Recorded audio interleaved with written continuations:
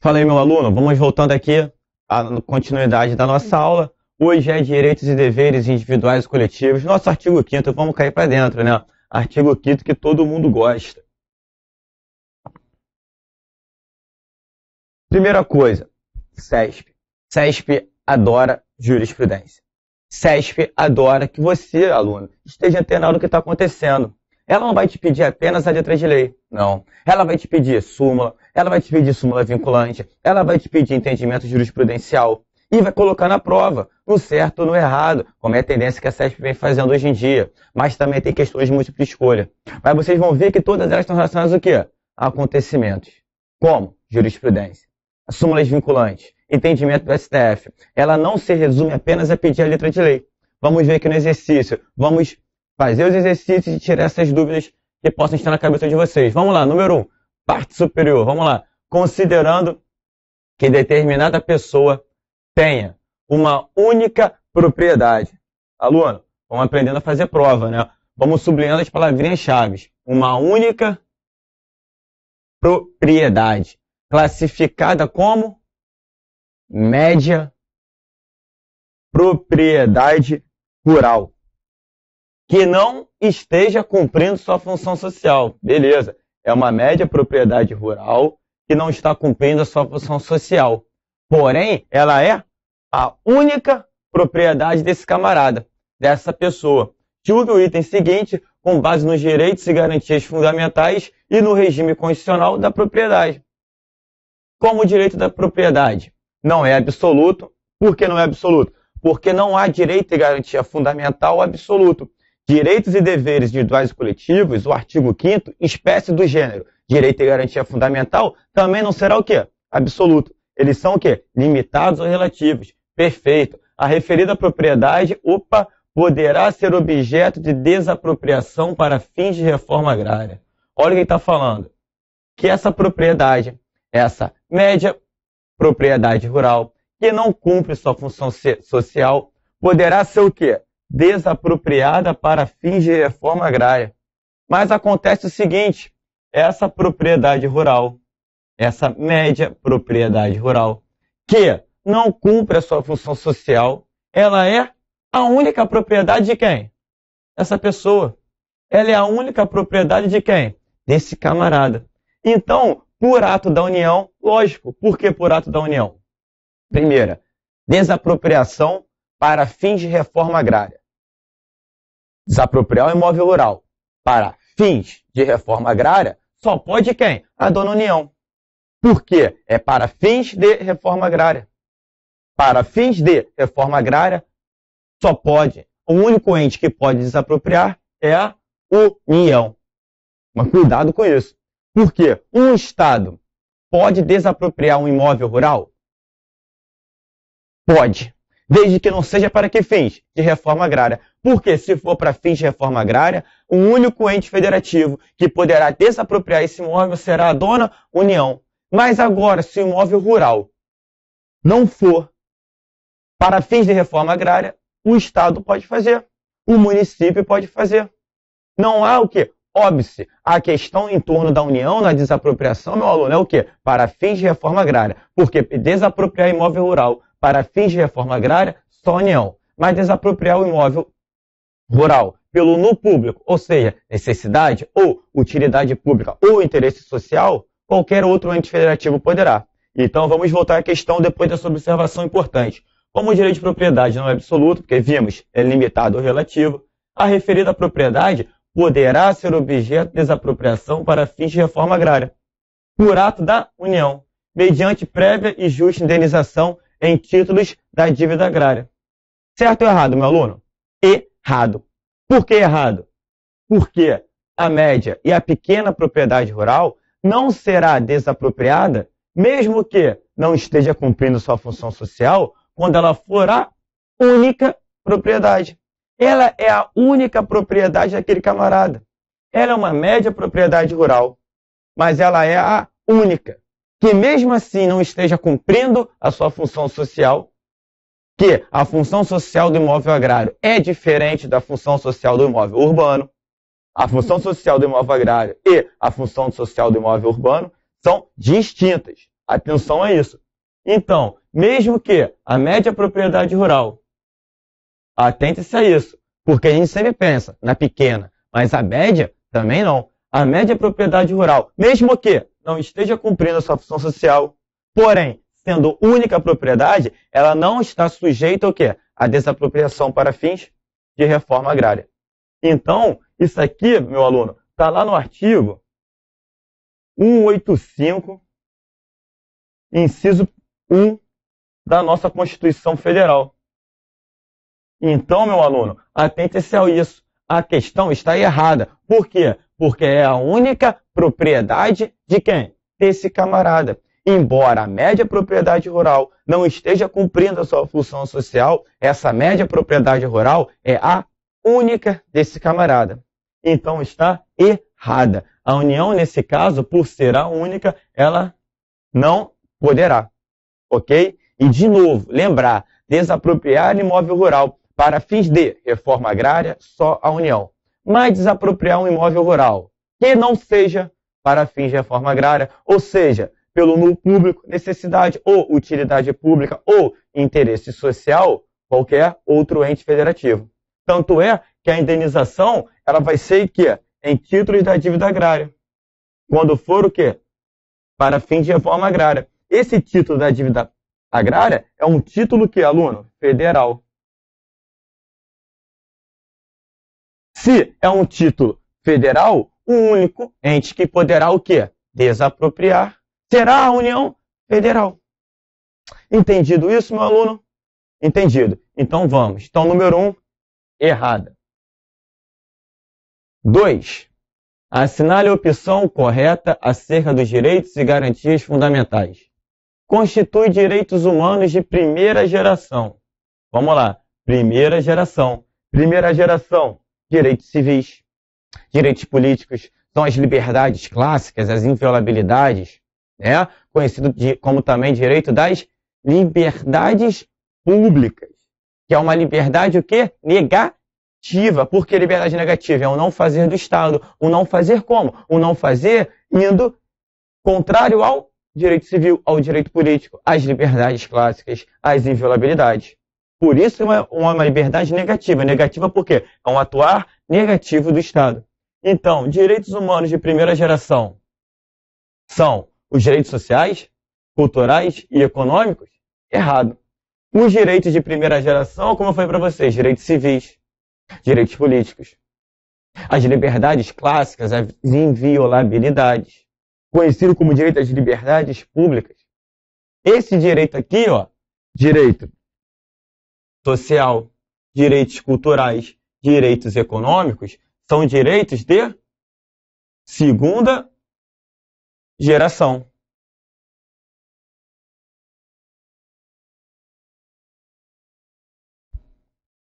Então, letra A está errada. 2. Se um tratado internacional sobre direitos humanos for aprovado em cada casa do Congresso em 2 turnos e por 3/5 dos votos dos respectivos membros, será equivalente a leis complementares? Errado. Ele será equivalente, meu aluno, às emendas constitucionais. Está onde isso? Está lá no nosso artigo 5º, parágrafo 3º. Entendido, meu aluno? Olha o quórum. Se um tratado internacional sobre direitos humanos for aprovado em cada casa do Congresso, ou seja, Câmara dos Deputados e Senado Federal, em 2 turnos e por 3/5 dos votos, ou seja, o quórum, esse aqui é um processo legislativo de emenda. Ele vai ser equivalente à lei complementar? Negativo. Nesse caso, vai ser equivalente à emenda constitucional. Letra C. O brasileiro nato será extraditado. Opa. Brasileiro nato será extraditado? Não, meu aluno. O brasileiro nato jamais será extraditado. O naturalizado, sim. por um crime comum antes da sua naturalização ou comprovado envolvimento em tráfico ilícito de entorpecentes antes ou após a sua naturalização. Então, o brasileiro nato será extraditado? Não. O brasileiro nato jamais será extraditado. Dedidado. Se houver conflito entre direitos fundamentais, caberá ao magistrado, ao doutor juiz, no caso concreto, decidir qual direito deverá prevalecer, levando em consideração a regra da máxima observância dos direitos fundamentais envolvidos, conjugando com sua mínima restrição. Que princípio é esse, meu aluno? Da ponderação dos interesses. Eu tenho a máxima observância de um direito e a mínima restrição de outro. Por quê? Porque não há direito fundamental absoluto, não há um direito e garantia individual ou coletivo, espécie do gênero direito fundamental absoluto. Eles são limitados ou relativos. Por serem limitados ou relativos, vão ter a máxima observância de um direito e a mínima restrição daquele outro. Porque se fosse absoluto, eu só teria observância de um. E a outra não teria nem a mínima restrição. Ok? Então, meu aluno, letra D, de dado a correta. É o princípio da ponderação dos interesses. Ok? Vamos em diante. Número 3. Em relação aos direitos e garantias fundamentais, assinale a opção correta de acordo com a nossa Constituição Federal. Letra A. O condenado por tráfico ilícito de entorpecentes não poderá receber indulto. Opa, mas pode ser beneficiado por anistia?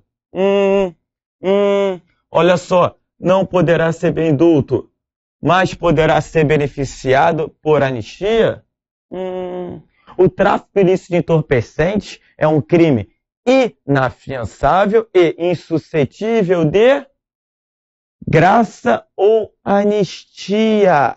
Não é indulto. O crime de tráfico ilícito de entorpecentes, ele é insuscetível de graça ou anistia. Ou seja, não há anistia e não há graça para o tráfico ilícito de entorpecentes. Não há o que se falar em indulto. Totalmente errada essa questão. Ok?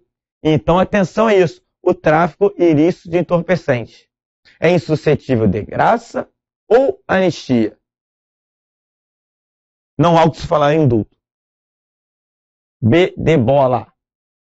O perdimento de bens é pena vedada no ordenamento jurídico brasileiro? O perdimento de bens, meu aluno, não é pena vedada no nosso ordenamento. Por que não é pena vedada no nosso ordenamento? O nosso artigo 5º, inciso 46 da nossa Constituição, ele diz o quê? Aqui as penas que são vedadas.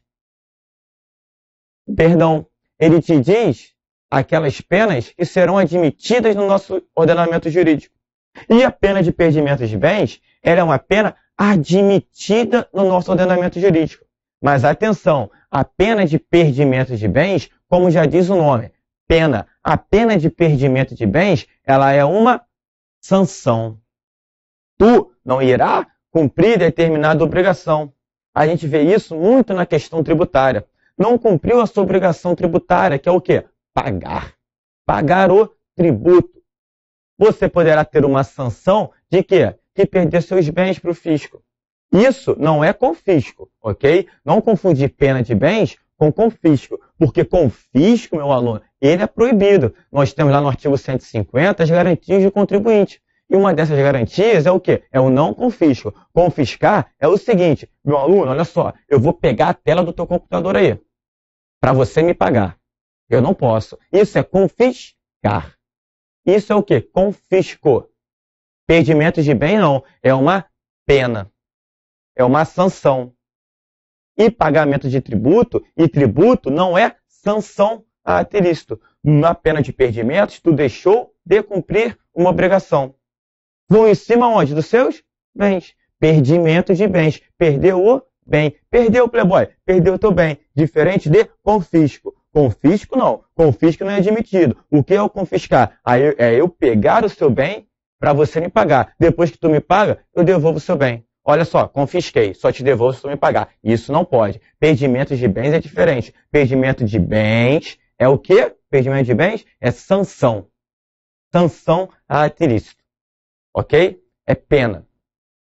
Então, o perdimento de bens é pena vedada? Não é pena vedada. O perdimento de bens, ele é autorizado. A nossa Constituição, no artigo 5º, inciso 46, a linha B, ela nos traz lá o quê?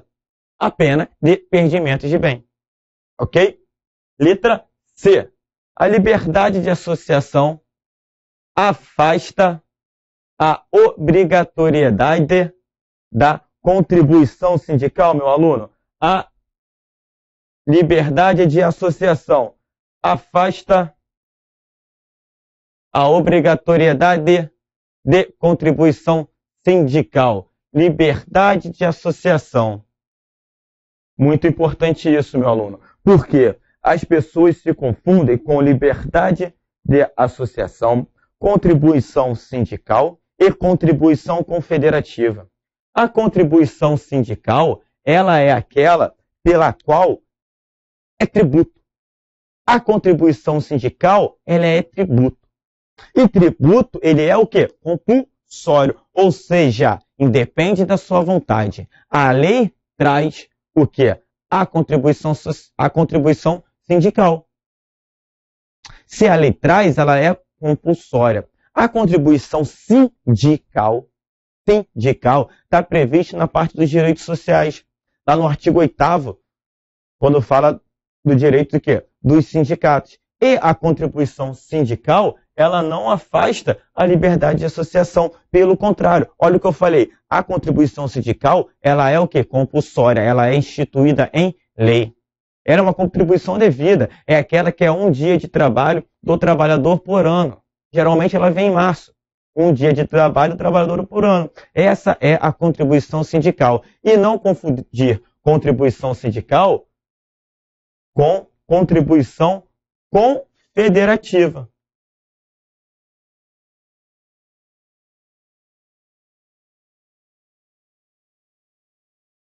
A contribuição confederativa é aquela pela qual você se associa a um determinado sindicato. A contribuição sindical, ela independe de quê? De associação. Ela é o que, como eu disse? Compulsória. Por que compulsória? Instituída em lei. A contribuição confederativa não, você manifestou uma vontade, você se associou. Então, tu pagarás o quê? A contribuição confederativa. Inclusive, nós temos uma súmula do STF, que é a súmula 666, que trata sobre o tema da contribuição o quê? Confederativa, que trata sobre a contribuição sindical. Então, meu aluno, a liberdade de associação afasta a obrigatoriedade da contribuição social? Não. Porque a contribuição social, ela é o quê? Compulsória. Ou seja, ela é instituída em lei. E independe de tu ser o quê? Associado a um sindicato ou não. Ela é um tributo, diferente da contribuição confederativa. A contribuição confederativa é aquela pela qual você só paga se tu for associado. Não é o quê? Compulsória. Depende da sua manifestação de vontade. Depende da sua associação. Ok? Então, súmula 666 do STF, a súmula da besta, né? D. Estrangeiro residente definitivamente no território nacional não pode propor ação popular. Perfeito! O estrangeiro residente definitivamente no território nacional não pode propor ação popular. Por que não pode propor ação popular? Porque a ação popular é de iniciativa de quem? Do cidadão.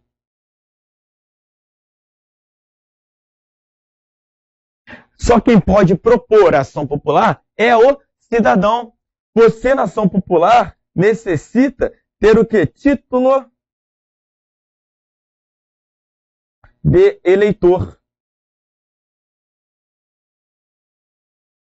Ou seja, você tem que ter o quê? Direitos políticos. O estrangeiro, ele é o quê? um estrangeiro, mesmo que o quê? Residente definitivamente. Ele está falando aqui que é naturalizado? Não está. Então, não confundir o estrangeiro residente com o naturalizado. O estrangeiro residente terá direitos políticos? Terá um título de eleitor? Não. Não falou em naturalizado, falou apenas em estrangeiro residente. Então, meu aluno, atenção a isso, ó, estrangeiro residente. O estrangeiro residente, ele não é o quê? Eleitor.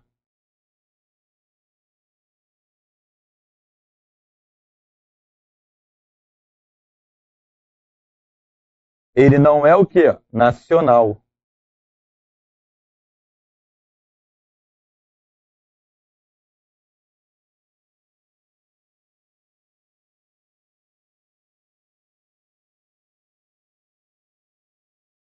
Se ele não é brasileiro, não tem como ele ser eleitor. Não tem como ele conseguir adquirir o quê? Direitos políticos. Se ele não tem como adquirir direitos políticos, ele não tem como ter o quê? Título de eleitor. Se ele não tem como ter título de eleitor, ele não será o quê? Um cidadão para propor a ação popular. Ele não terá um vínculo jurídico com o Estado, tendo um título de eleitor, manifestando-se através dos seus direitos políticos, porque a ação popular tem que ser cidadão, o cidadão tem que ter título de eleitor, ou seja, direitos políticos.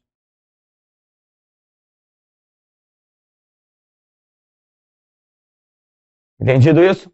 Show de bola. Então a letra D está perfeito, que o estrangeiro residente, mesmo que definitivamente o território nacional, não pode propor ação popular. Letra E. O brasileiro não pode ser extraditado. Opa!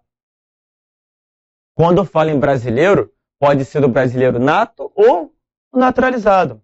O que não pode ser extraditado, meu aluno, é o brasileiro nato. Mas o naturalizado pode sim, em crime comum antes da sua naturalização ou comprovado envolvimento em tráfico ilícito de entorpecentes antes ou após a sua naturalização. Então está errado, porque falou brasileiro. O que não pode ser extraditado é o brasileiro nato. É o brasileiro, meu aluno, nato. Então 3, letra D de dado.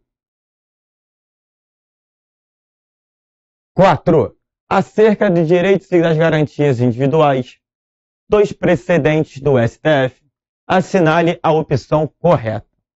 Uma associação pode ser compulsoriamente dissolvida por meio de ato administrativo. Por meio de ato administrativo devidamente fundamentado, desde que atendidos os requisitos do devido processo legal da ampla defesa? Errado. Uma associação só pode ser compulsoriamente dissolvida por uma sentença judicial transitada em julgado. Uma associação só pode ser compulsoriamente dissolvida por uma sentença judicial transitada em julgado. E ela pode ser suspensa por meio de uma decisão o quê? Interlocutória. Uma decisão que não seja uma sentença judicial transitada e julgada. Por meio de uma liminar. Então, compulsoriamente dissolvida não pode ser por ato administrativo. Nem suspensa. Porque em ambas situações, dissolução e suspensão, tem que sempre ser ato do judiciário. Tem que ser o doutor juiz se manifestando. Entendido isso? E se for compulsoriamente dissolvida, vai ser por uma sentença judicial transitada e julgada. E, para ser suspensa, por um ato judicial o quê? No curso do processo. Como, por exemplo, numa decisão interlocutória, por meio de uma liminar. Entendido isso, meu aluno? B de bola. A apreensão de mercadorias pela fazenda pública como forma de coagir o contribuinte ao pagamento de tributos. Olha só. Como forma de coagir o contribuinte ao pagamento de tributos. Está dizendo o que aqui, ó? Que não ofende o preceito constitucional, que garante o livre exercício de qualquer trabalho, ofício ou profissão, atendidas as qualificações profissionais que ela estabelecer. O que vai te levar à confusão aqui? O perdimento de bens. O que poderia, porque a gente já fez uma questão de perdimento de bens, e tu já sabe que a pena de perdimento de bens, ela é o quê? Sanção. Ela é por um descumprimento. Aqui pode eu chegar e falar o seguinte, contribuinte, você, meu aluno contribuinte, você só vai me pagar porque eu vou te confiscar. Meu aluno, eu vou pegar teu computador para você me pagar. Eu estou o quê? Te coagindo. Eu estou pegando teu computador, isso eu estou confiscando para que você me pague. Posso isso? Não posso. Eu falei para vocês no perdimento. É vedado o quê? O confisco. O confisco, o princípio do não confisco ou vedação ao confisco, é um princípio constitucional tributário. É uma garantia do contribuinte, que inclusive é uma cláusula pétrea. No artigo 150, nós temos cláusulas do quê? Pétreas. Nós temos limitações materiais ao poder de reforma. Então, entendido isso? Quando eu pratico uma coação ao contribuinte para pagar tributos, é o seguinte, olha só, vou pegar teu bem, eu só te devolvo quando tu me pagar. Isso é o quê? Confisco. Meu aluno, vou pegar teu computador, só te devolvo quando tu me pagar. Isso é o quê? Confisco. Isso pode? Não. Isso não pode. Isso aqui é confisco. Isso ofende o preceito constitucional. Não confundir confisco, que é o quê? Eu pegar teu bem para te coagir, para que você me pague com o não cumprimento de uma obrigação, e você não cumprindo essa obrigação, tu perde teu bem. Isso é o quê? Perdimento. O perdimento é aceita a pena? É. Mas o confisco, eu pegar para que tu me pague, para te coagir ao pagamento, posso? Não posso. Vedação ao não confisco. Vedação ao confisco. Princípio do não confisco. Isso não pode ocorrer. Então, atenção, meu aluno. Letra C. O direito fundamental à inviolabilidade de domicílio, se estende ao cidadão que reside em quarto de hotel. Coisa linda! Por quê? O princípio, né, a garantia da inviolabilidade de domicílio, ela não fica só atrelada à casa, onde você dorme, onde você vive. E a inviolabilidade de domicílio é um conceito mais amplo do que a questão de domicílio do Código Civil. A inviolabilidade de domicílio, ela abrange um quarto de habitação coletiva quando ocupado. Por exemplo, um quarto de hotel. Você está no quarto de hotel, você está ocupando esse quarto de hotel, você está ocupando esse quarto de habitação coletiva. Então é garantido também sua inviolabilidade de domicílio? É.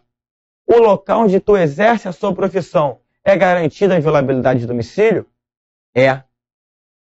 Lembrando sempre o quê? Onde não há transitoriedade. Por exemplo, o advogado. O advogado tem um escritório dele. No escritório dele tem uma salinha de recepção, onde fica secretário, onde tem aquele cafezinho espera para tu tomar. E tem uma portinha ali para trás que fica quem? Doutor advogado. O doutor advogado, naquela portinha para trás, ele tem o que ele garantido? Inviolabilidade de domicílio, porque ali não há o que? Transitoriedade. Naquela saletinha onde fica a secretária, tomando cafezinho, olhando para ela, né? Ali tem o quê? Transitoriedade. Então, onde há transitoriedade, não tem o quê? Inviolabilidade. Só onde há o quê? Ocupação efetiva. Onde você, de fato, exerce a sua profissão. Entendido isso? Você, meu aluno, chega num curso, por exemplo, né? Aí tem a sala da coordenação. Só que antes tem aquela movimentação, bebedouro, banheiro e tudo mais. Aquela parte bebedouro, banheiro, tem o que? Uma transitoriedade. Nessa transitoriedade não há inviolabilidade. Mas o pessoal que fica na coordenação, do pedagógico e tudo mais, dentro daquela sala, ou seja, daquela sala para dentro, vai ser onde estão exercendo o quê? A sua atividade profissional. Então, ali é o quê? Garantida a inviolabilidade de domicílio. Então, quartos de habitação coletiva, quando ocupado. Um quarto de hotel ocupado. Um quarto de albergue ocupado. O hall do hotel vai ter inviolabilidade? Não, porque ali há o quê? Transitoriedade. Então, é necessário que não haja o quê? Transitoriedade. Ok? Então, quarto de hotel se estende também o quê? A inviolabilidade de domicílio. sempre que o quarto estiver o quê? Ocupado. Se não tiver ninguém ocupado no quarto, se tiver um quarto vazio, não tem. Tranquilo? Até porque não tem ninguém o quê? De fato o quê? Habitando ali. Não tem ninguém ali com domicílio. Então, quarto de hotel, quando? Ocupado. D de dado. A exigência de depósito recursal em sede de procedimento administrativo. Opa, ó. Não viola o princípio da ampla defesa? Errado. Viola sim o princípio da ampla defesa, meu aluno. Tanto é que o Supremo Federal, ele editou a súmula, o nosso Supremo editou a súmula vinculante de número 21, que diz o quê? Que é inconstitucional, que viola a garantia de quem? Da ampla defesa. Um depósito que recursal para procedimento administrativo. Ou seja, eu ter que botar um dinheirinho lá no procedimento administrativo para eu poder o quê? Recorrer. Porque se eu não colocar o dinheirinho, eu não consigo recorrer. Se eu não colocar o dinheirinho, eu não consigo recorrer. E se eu não conseguir recorrer, eu estou o quê? Ficando sem defesa. Então, o depósito prévio, a exigência do depósito prévio em sede de procedimento administrativo, ó, viola, sim, o princípio da ampla defesa. Tanto que temos a súmula vinculante de número 21 para lhe garantir. Letra E.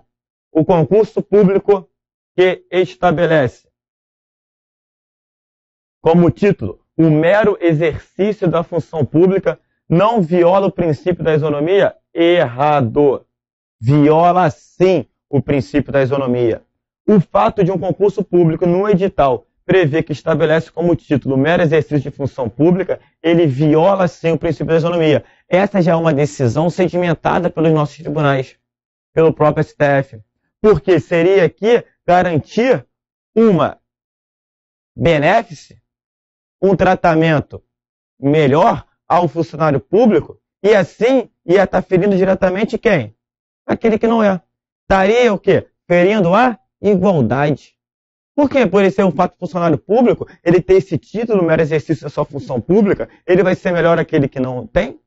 Não. Isso fere o quê? O princípio da isonomia. Haveria um tratamento o quê? Desigual entre pessoas iguais. Iguais por quê? Porque ambas estão prestando um concurso em pé de igualdade. Título vai ser a pós, vai ser um mestrado, vai ser um doutorado. O fato de você ter um exercício de função pública não constitui o quê? Título para o quê? Para o concurso público. Então, meu aluno, quando o edital estiver lá prevendo que estabelece como título o mero exercício de função pública, ele vai estar violando quem? O princípio da isonomia. Porque vai estar tratando de forma desigual o quê? Iguais. Não há por que ter esse tratamento desigual. Porque ambos estão em pé de igualdade ao prestar o concurso. E título é a pós, é um mestrado, é um doutorado. Então, entendido isso, isso aqui é muito importante. Porque isso aqui é o que, meu aluno? De novo, ó, CESP. CESP gosta só de letra de lei? Não gosta. CESP gosta de quê? Da súmula. Gosta do quê? Do entendimento doutrinário. Você está me entendendo o que a CESP gosta? A CESP gosta, ó, de jurisprudência. Isso aqui é decisão o quê? Jurisprudencial. Tanto o STJ quanto o STF vem garantindo isso, que ofende sim o princípio da isonomia, o fato de o concurso público estabelecer como título o mero exercício da função pública. E então isso aqui você aprende como? Lendo as jurisprudências, procurando no site do STF, estando já atento. Aprende aqui, ó, o professor aqui, ó, aprende com o Álvaro aqui te dando essa ajuda, entendeu? Eu sou teu amigo. Então, número 4, letra C. Sigamos.